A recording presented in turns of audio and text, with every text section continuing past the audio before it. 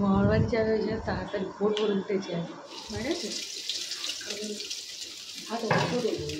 নমস্কার বন্ধুরা, সবাইকে জানাই সোনাই লাইফস্টাইল অ্যান্ড ক্রিয়েশনের আরও একটি নতুন ব্লগে স্বাগত। এখন বাজে ওই সকাল 6:45 মতো, আর আজকের বারটা ছিল বৃহস্পতিবার, আর অন্যদিকে আজকে অশোক ষষ্ঠী, আর সেই বারটা আমরা পালন করি।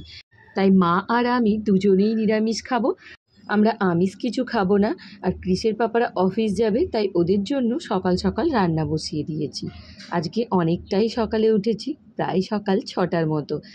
আজকে ক্রিসেরও খুব তাড়াতাড়ি ঘুম ভেঙে গিয়েছে। ও আজকে মামার বাড়ি যাবে, তাই এক্সাইটমেন্টে ও 6টার সময় উঠে পড়েছে।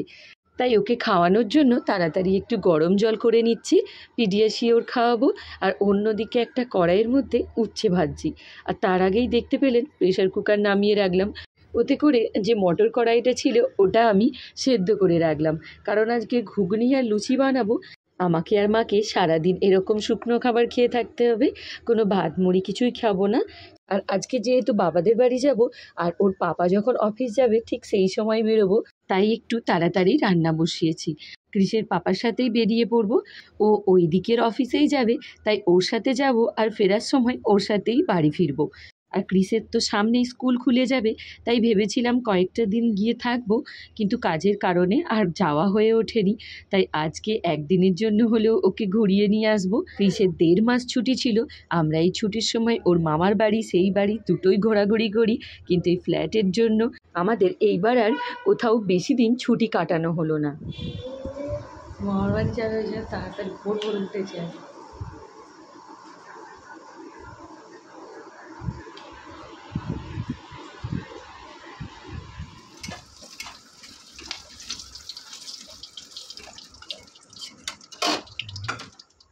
আজকে বৃহস্পতিবার, এমনিতে আমরা নিরামিষ খাই। আজকে যেহেতু মা আমি কেউ খাচ্ছি না, তাই ক্রিসের পাপাদের জন্য আর নিরামিষ কিছু বানায়নি। তাই ওদের জন্য একটু আলু উচ্ছে ভাজা আর ডিমের ঝাল বানিয়ে দেব। আর সকালবেলা ক্রিসকেও একটু এখান থেকে খাবার খাইয়ে নিয়ে যাব, কারণ সেখানে পৌঁছাতে পৌঁছাতে প্রায় 11টা থেকে 11:30 বেজে যাবে। তারপর আবার মামার বাড়ি গিয়ে দুপুরবেলা খাবার খাবে। ক্রিস যখন তাড়াতাড়ি উঠে পড়েছে, তবে এইদিকে আলুটা ভাজা হতে থাক, আর ওকে ব্রাশটা করিয়ে নিই। ওকে এখন পিডিয়াশিওরটা খাইয়ে দিই। এখন তো ওই 7টার মতো বেজে গিয়েছে, আর ওই 9টা 9:30টার দিকে একটু ভাত খাইয়ে দেবো।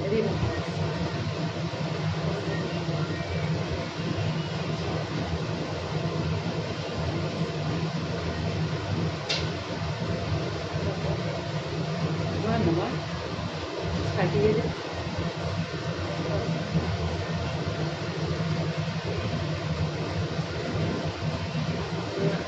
পুঁজিটা করে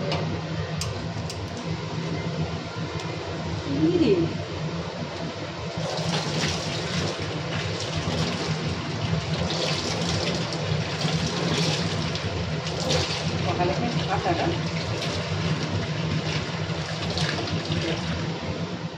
ক্রিসকে ব্রাশটা করিয়ে এখন খেতে বসিয়ে দিয়েছি। ও সেই সময় খাবে, তার মধ্যে আবার রান্না হয়ে যাবে। রান্না করতে করতে ওদিকে বিছানাটাও তুলে ফেলবো। ক্রিসের পাপাও উঠে পড়েছে, এখন তো সবাই উঠে পড়েছে। আর ক্রিসকে খুব রাগাচ্ছে যে মামার বাড়ি যাবি বলে আজকে একটু তাড়াতাড়ি উঠে পড়েছিস।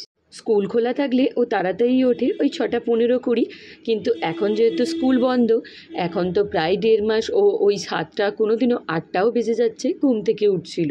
কিন্তু আজকে মামার বাড়ি যাবে বলে কী কারণে জানি না ঘুমাচ্ছিল, হঠাৎই ঘুম থেকে 6টা তখন বাজে উঠে পড়েছে। আর ও যাবে বলে আমার দিদির মেয়েরা ছেলেরা তারাও বারবার ওকে ফোন করছে, তুই মামার বাড়ি যাচ্ছিস, আমাদের আর যাওয়া হচ্ছে না। তবে সবারই আবার দেখা হবে নেক্সট উইক, কারণ সকলেই নেক্সট উইক বাবাদের ওখানে যাবে।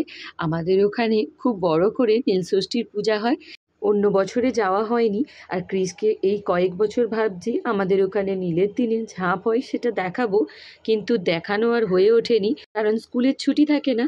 কিন্তু এবছরে ছুটি পড়েছে, তাই ওকে নিয়ে যেতে সুবিধা হবে। দেখুন, আপনাদের সাথে কথা বলতে বলতে আমার রান্নার মশলাগুলোও বাটা হয়ে গেল। অল্প মশলা, তাই আমি শিলনোড়াতেই বেটে নিচ্ছি। যখন একটু বেশি মশলা হয় তখন ওই মিক্সিটা ইউজ করি। তো এখানে আমিষ রান্নাটা আগে করে নিচ্ছি, তাই ওর মশলাটা আগে বেটে নিলাম, আর এর সাথে সাথে একেবারে নিরামিষ মশলাটাও বেটে নিচ্ছি। আজকে ওই পনির দিয়ে ঘুগনি বানাবো, আর তার সাথে লুচি করব। লুচির ময়দাটাও মেখে যাব, অল্প একটু খেয়ে আমি সকালবেলা বের হব, আর রাত্রিবেলা এসে আর ময়দা মাখতে ইচ্ছে করবে না। তাই একেবারে 2 বেলার মতোই তরকারি বানিয়ে নিচ্ছি, আর 2 বেলার মতোই আমি ময়দাটা মেখে যাব। মা দুপুরবেলা একটু খাবে, রাত্রিতে সকলে একসাথে খাবো। ঘুগনির জন্য এখানে একটু আদা জিরে আগেই বেটে নিয়েছি, আর এখন একটু কাজু আর পোস্ত বেটে নিচ্ছি। এইভাবে নিরামিষে ঘুগনিতে দিলে খেতে খুব ভালো হয়, তাই 2 রকম মশলা এখানে বাটছি। আর এখানে সিলের তলায় একটু জল পড়েছে, তাই বারবার স্লিপ করে সিলটা আমার চলে যাচ্ছে, তাই বারবার টেনে টেনে নিয়ে আসতে হচ্ছে। আমি শিল নোড়াটা নিচে রাখি, আর যখন বাটনাটা বাটি ওপরে তুলে এনে বেটে নিই, কারণ নিচে জল পড়লে আবার ওখানটায় স্লিপ করে যায়, আর এখানটাও পরিষ্কার থাকে নিচে আবার রেখে দিলে। চলুন, কথা বলতে বলতে এদিকে আমার পেঁয়াজটাও ভাজা হয়ে এসেছে। পেঁয়াজ ভাজার সময় একটু লবণ দিয়ে দিয়েছিলাম, আর লবণ দিলে তাড়াতাড়ি পেঁয়াজটা ভাজাও হয়ে যায়। চলুন, ওদের জন্য ঝালটা বানিয়ে দিয়েছি। এবারে ওই বাসনগুলো গুছিয়ে নিই, না হলে আবার রাখার জায়গা নেই। একটু ছোট জায়গা তো, তাই বাসন রাখার জায়গায় একটু একটু করে বাসন ধুয়ে রাখি, আবার সেগুলো শুকনো হয়ে গেলে আবার জায়গায় তুলে রাখি। তাতে কি হয়, এক জায়গায় অনেক ভর্তি হয়ে থাকে না, আর জায়গাটাও অনেক পরিষ্কার থাকে।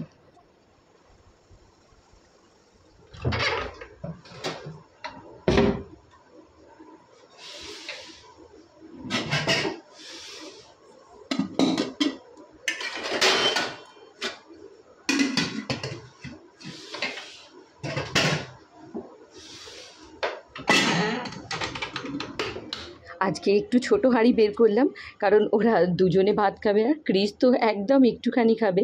তাই এর থেকে একটু যে বড় হাঁড়ি তাতে রান্না করি, সেটা আজকে করলাম না, এই ছোট হাঁড়িটা বের করলাম।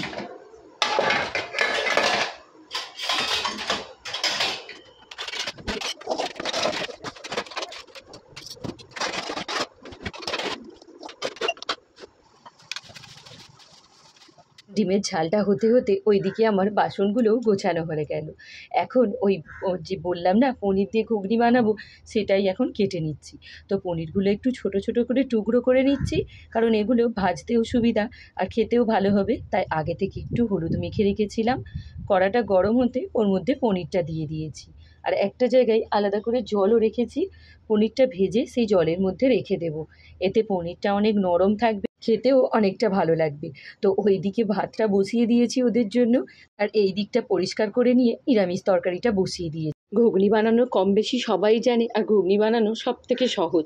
তবে নিরামিষ ঘুগনিটা আমাদের বাড়িতে বেশি হয়ে থাকে, কারণ ওই নিরামিষ দিনেই ঘুগনিটা আমি বেশি করে থাকি, আমিষ দিনে খুব কমই করে থাকি। এখানে ঘুগনিটা বানানোর জন্য ওই যেই কড়াইয়ের মধ্যে আমি পনিরটা ভেজেছিলাম, তার মধ্যে আরও একটু তেল দিয়ে কড়াইয়ের মধ্যে 2টো তেজপাতা আর গোটা গরম মশলার ফোড়ন দিয়েছি। তারপর একে একে ক্যাপসিকাম টমেটো ভালো করে ভেজে নিয়ে তার থেকে তেলটা ছেড়ে যেতে ওই আদা জিরে বাটাটা দিয়েছি, আর জিরে গুঁড়ো ধনে গুঁড়ো এই সব কিছু দিয়ে মশলাটা কষিয়ে নিয়েছি যতক্ষণ না ওর থেকে তেল বেরিয়েছে। আর সবশেষে কাজু আর পোস্ত বাটাটা ওর মধ্যে দিয়ে দিয়েছি। এখন ওই ঘুগনির কড়াইয়ের আলুটা দিয়ে নেব। একটু বেশি করেই কড়াইটা সেদ্ধ করেছি, কারণ এই কড়াইটা দেখেছি বেশি করে না সিটি দিলে একটু গোটা গোটা হয়ে থাকে। তো এই তরকারিটা আমার বসানো হয়ে গিয়েছে, ততক্ষণে এইটা হতে থাক। অন্যদিকে ময়দাটা মেখে নিই। এখানে ময়দার জন্য একটু সুজি নিয়ে নিয়েছি, আর ওর মধ্যে একটু কেশরি মেথি, স্বাদ মতো লবণ, চিনি, তেল। আজকে আর ওর মধ্যে কোনো কালো জিরে দেবো না, এই সব কিছুই উপকরণগুলো দিয়ে ভালো করে মাখিয়ে নেব। যেই সময়ের মধ্যে ওইদিকে ঘুগনিটা হবে, সেই সময়ের মধ্যে আমার ময়দাটা মাখানো হয়ে যাবে। তো চলুন, আজকের ভিডিওটা এখানেই এন্ড করছি, আজকে আর বড় করছি না। নেক্সট ভিডিওয়ে দেখাবো এখান থেকে মায়েদের ওখানে যাওয়াটা। তো চলুন, আজকের ভিডিওটা তাহলে এখানেই এন্ড করছি। ভিডিওটা আপনাদের কেমন লাগলো অবশ্যই কমেন্টসে জানাবেন, আর ভালো লেগে থাকলে লাইক শেয়ার অ্যান্ড সাবস্ক্রাইব করতে ভুলবেন না। পাশে থাকা বেল আইকনটা অবশ্যই ক্লিক করে দেবেন। তো টাটা বন্ধুরা, দেখা হচ্ছে নেক্সট ভিডিওয়। ততক্ষণ সবাই সুস্থ থাকবেন, ভালো থাকবেন, সাবধানে থাকবেন।